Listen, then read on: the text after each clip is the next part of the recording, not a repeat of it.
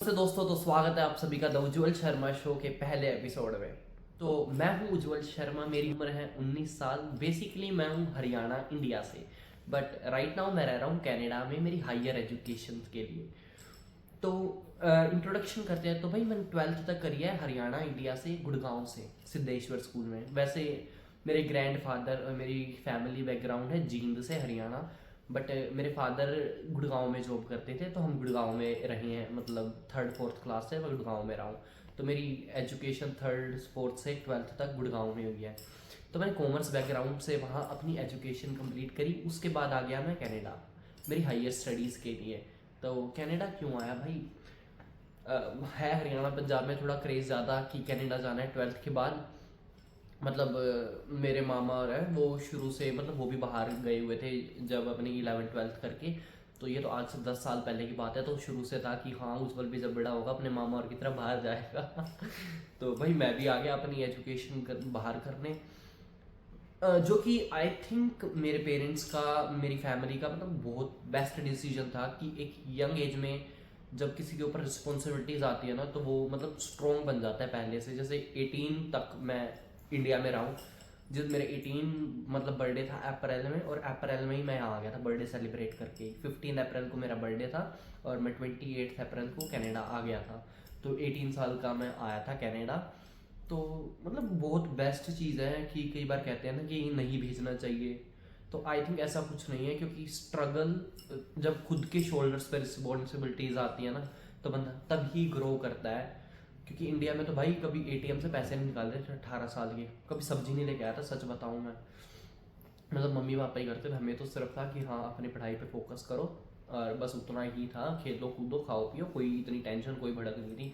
Bank में कभी पैसे नहीं निकालने, कभी सब्जी सुब्जी मतलब कभी नहीं देखा था। और एकदम कनाडा में आया भाई, सब कुछ करना पड़ रहा था खुद। मेरा काम भी करना था, जॉब भी करनी थी, और उसके साथ साथ स्टडीज़ भी मैनेज करनी थी, खाना भी बनाना था, सारी चीज़ें करनी थी। एकदम आ गया। तो वो तो शुरू में मम्मी ने 1 2 महीना ट्रेनिंग देके करा, तो मतलब दी, तो इतना कुछ नहीं था।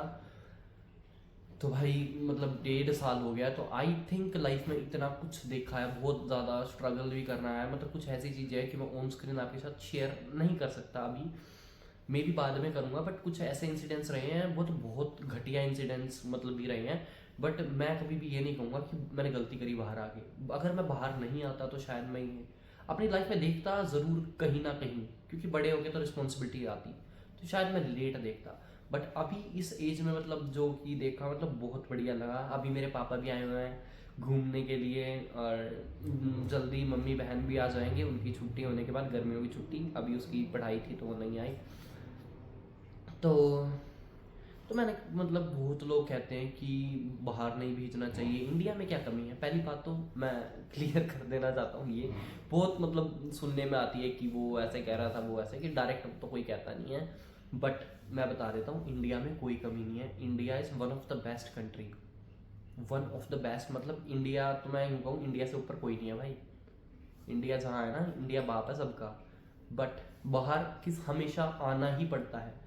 आप नहीं, आपके पेरेंट्स। क्या आप मतलब अपने होम टाउन में ही हो, जहाँ से आप गांव से बिलोंग करते हो? नहीं ना, आपके पेरेंट्स को मूव होना पड़ा। ग्रोथ करने के लिए, आगे बढ़ने के लिए आपको अपनी जगह छोड़नी ही पड़ती है। तो ऐसा कुछ नहीं है कि इंडिया में अपॉर्चुनिटीज़ नहीं है, इंडिया में है। बट मेरा अगर मन था मैं कनाडा आ गया, कि मुझे यहाँ ठीक लगा, तो क्या गलत है? तो भाई इंडिया में तो कोई खराबी नहीं है। पहली बात तो मैं ये क्लियर कर दूँ दिल से, अगर मैं कहूँ तो कनाडा इंडिया में से भी कोई चूज़ कर रहा हो तो ऑफकोर्स भाई इंडिया तो इंडिया ही है। वहाँ जहाँ पैदा हुए हैं उस धरती जैसा कोई धरती हो ही नहीं सकती, और इंडिया मतलब बेस्ट है। बट ये बात बहुत गलत है, लोग कह देते हैं कि अपनी कंट्री में क्या अपॉर्चुनिटीज़ नहीं है, बाहर जाते हैं। तो पहली बात ये कि आगे बढ़ने के लिए घर से निकलना बहुत ज़रूरी होता है। बहुत लोग हैं जो अपने गांव में भी आईएएस बनते हैं पढ़ के, बहुत लोग हैं। तो हम हर कोई एक जैसा नहीं हो सकता। तो मतलब हर किसी को आगे बढ़ना पड़ता है, नौकरी छोड़ के घर से बाहर आना। और ये लाइफ के शुरू के स्ट्रगल है। फिर तो 2 3 साल की बात है, पढ़ाई पूरी हो जाएगी, फिर जहाँ मन करेगा इंडिया में रहेंगे, बढ़िया नौकरी करेंगे। मन करेगा कनाडा में, नहीं मन करेगा कोई दूसरी कंट्री स्विच कर देंगे। एक ही लाइफ है भाई। तो अपने लाइफ के डिसीजन कभी भी रिश्तेदार, पड़ोसी, क्लासमेट्स के अकॉर्डिंग मत लेना। जो आप और आपकी फैमिली का डिसीजन हो उस पर ही हमेशा चलना। बट एक सॉलिड प्लान बना के कि लास्ट में रिग्रेट ना करना पड़े। और अगर वो प्लान फ्लॉप भी हो जाता है तो कोई बड़ी बात नहीं है, लाइफ बहुत बड़ी है भाई, बहुत बड़ी।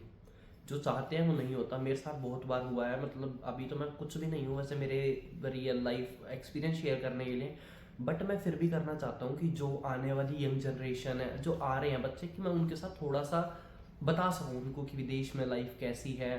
मतलब इतनी आसान नहीं है जो हम यूट्यूब पे देखते हैं, वीडियोस देखते हैं, इंस्टाग्राम पे। मैं उस टाइम इंस्टाग्राम नहीं चलाता क्योंकि मैं जस्ट 12th पास की थी, तो नहीं चलाता था, अलाउड भी नहीं था और चलाता भी नहीं था मैं घर पे। तो उस टाइम मैंने नहीं देखी थी रील्स वगैरह। आज तो मतलब इंस्टाग्राम अकाउंट वगैरह है तो सब दिखाते हैं भाई, हाँ आते ही चैलेंजर ले ली, भाई आते ही आईफोन ले लिया। तो भाई ये एक साइड दूसरी रियलिटी है, ये आपको नहीं पता। मतलब बहुत बच्चे हैं जो कि आते ही लेते हैं, बट ज़्यादातर बच्चे आते ही ये किश्तों पे लेते हैं, जो कि गलत नहीं है। बट मेरे अकॉर्डिंग ये है कि शुरू में आपको अपना मतलब पैर थोड़ा ज़मीन पे कर देना चाहिए कि हाँ आप ग्राउंडेड हो गए हो, कि फिर आप अपनी ये इच्छाएं पूरी करो तो बहुत सही है। आते ही मत निकलवाओ, क्योंकि आते ही और भी बहुत सारे काम होते हैं यार। सेविंग करो, जितनी मेहनत है, बाकी बच्चे इतनी इतनी मेहनत करके अपने सपने पूरे कर रहे हैं तो भाई क्या गलत है। बट फिर भी यही है, हाँ जो भी काम करो लिमिट में करो भाई। तो यही सब चीज़ मैं आपको बताना चाहता था वैसे तो। और बाकी लाइफ बहुत अच्छी जा रही है अभी। मतलब रिसेंटली मेरी एजुकेशन कंप्लीट हुई है, जो मैं कोर्स लेके आया था। हाँ इसके बाद भी मैं कंटिन्यू करूँगा, उस सब के बारे में बाद में बात करेंगे। तो फिलहाल था ये एक छोटा सा इंट्रोडक्शन कि मैं उज्जवल शर्मा बेसिकली हूँ हरियाणा इंडिया से, अपने बारे में बताना चाहता था। तो फिलहाल मैं रह रहा हूँ कनाडा में, और बाकी की इन्फॉर्मेशन और बातें हम करते रहेंगे अगले एपिसोड्स में भी। बट ये मेरे लिए बताना बहुत ज़रूरी था कि जो भी इंटरनेशनल स्टूडेंट्स हैं यार, उनको इस तरीके से ना देखा जाए कि इंडिया में अपॉर्चुनिटीज़ क्या नहीं थी, आप बाहर नहीं गए। एक बार खुद से या क्वेश्चन करो, क्या आप लोग अपने होम टाउन में ही हो? और अगर हो तो वो आपके खुद के लाइफ के डिसीजंस हैं।